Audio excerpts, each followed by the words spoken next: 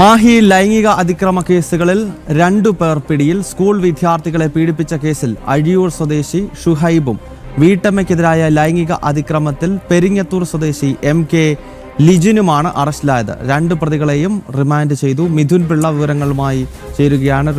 മിഥുൻ, എന്താണ് വിശദാംശം?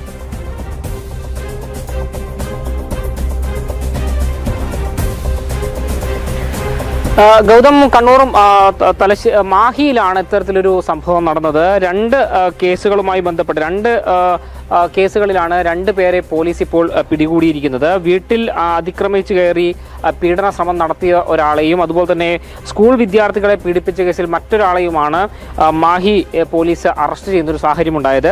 സ്കൂൾ വിദ്യാർത്ഥികളെ പീഡിപ്പിച്ച കേസിൽ അഴിയൂർ സ്വദേശിയായ ഷുഹൈബും ആണ് പിടിയിലായത്.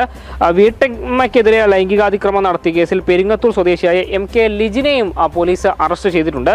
2 പേരെയും റിമാൻഡ് ചെയ്തിട്ടുണ്ട് എന്നാണ് മനസ്സിലാക്കാൻ വേണ്ടി സാധിക്കുന്നത്. ഈ ലിജിന്റെ കേസ് എന്ന് പറയുന്നത് മാഹിയിൽ വീട്ടിൽ അതിക്രമിച്ച് കയറി വീട്ടമ്മയെ ലൈംഗികമായി അപമാനിച്ചു എന്നുള്ള കേസാണ് ഈ ലിജിനെതിരെ ചുമത്തിയിരിക്കുന്നത്.